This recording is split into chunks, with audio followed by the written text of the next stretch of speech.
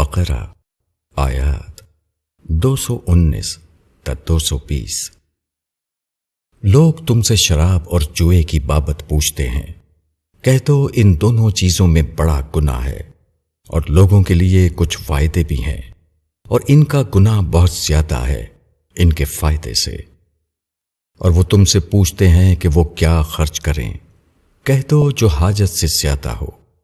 اس طرح اللہ تمہارے لیے احکام کو بیان کرتا ہے تاکہ تم دھیان کرو دنیا اور آخرت کے معاملات میں۔ اور وہ تم سے یتیموں کی بابت پوچھتے ہیں، کہہ دو جس میں ان کی بہبود ہو وہ بہتر ہے، اور اگر تم ان کو اپنے ساتھ شامل کر لو تو وہ تمہارے بھائی ہیں، اور اللہ کو معلوم ہے کہ کون خرابی پیدا کرنے والا ہے اور کون درستگی پیدا کرنے والا۔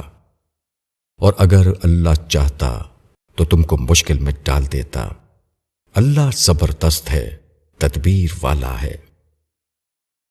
تشریح۔ چند سوالات کا جواب دیتے ہوئے یہاں کچھ بنیادی اصول بتائے گئے ہیں۔ 1، کسی چیز کا نقصان اگر اس کے نفع سے زیادہ ہو تو وہ قابل ترک ہے۔ 2، اپنی واقعی ضرورت سے زیادہ جو مال ہو اس کو اللہ کی راہ میں دے دینا چاہیے۔ 3، باہمی معاملات میں ان طریقوں سے بچنا جو کسی بگاڑ کا سبب بن سکتے ہوں، اور ان طریقوں کو اختیار کرنا جو اصلاح پیدا کرنے والے ہوں۔ شراب پی کر آدمی کو سرور حاصل ہوتا ہے، جوا کھیلنے والے کو کبھی محنت کے بغیر کافی دولت ہاتھ آ جاتی ہے۔ اس اعتبار سے ان چیزوں میں نفع کا پہلو ہے، مگر دوسرے اعتبار سے ان کے اندر دینی اور اخلاقی نقصانات ہیں، اور یہ نقصانات ان کے نفع سے بہت زیادہ ہیں، اس لیے ان سے منع کر دیا گیا۔ کسی چیز کو لینے یا نہ لینے کا یہی معیار زندگی کے دوسرے امور کے لیے بھی ہے۔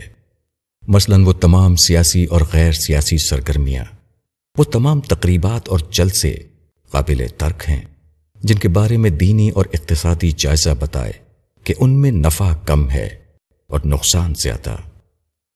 مسلمان وہ ہے جو آخرت کو اپنی منزل بنائے، جو اس تڑپ کے ساتھ اپنی صبح و شام کر رہا ہو کہ اس کا خدا اس سے راضی ہو جائے۔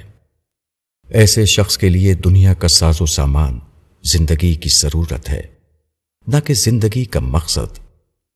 وہ مال حاصل کرتا ہے، وہ دنیا کے کاموں میں مشغول ہوتا ہے، مگر یہ سب کچھ اس کے لیے حاجت اور ضرورت کے درجے میں ہوتا ہے، نہ کہ مقصد کے درجے میں۔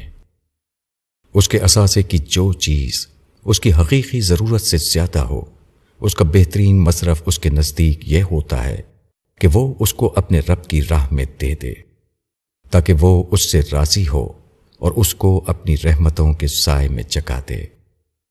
اس کی ہر چیز بقدر حاجت اپنے لیے ہوتی ہے، اور حاجت سے جو زیادہ ہو وہ دین کے لیے۔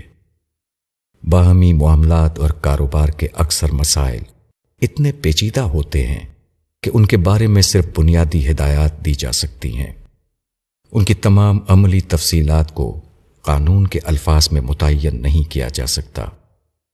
اس سلسلے میں یہ اصول مقرر کر دیا گیا کہ اپنی نیت کو درست رکھو، اور جو کارروائی کرو یہ سوچ کر کرو کہ وہ کسی بگاڑ کا سبب نہ بنے، بلکہ صاحب معاملہ کے حق میں بہتری پیدا کرنے والی ہو۔ اگر تم دوسرے کو اپنا بھائی سمجھتے ہوئے اس کے مصالحے کی پوری رعایت رکھو گے، اور تمہارا مقصود صرف اصلاح و درستگی ہوگا، تو اللہ کے یہاں تمہاری پکڑ نہیں۔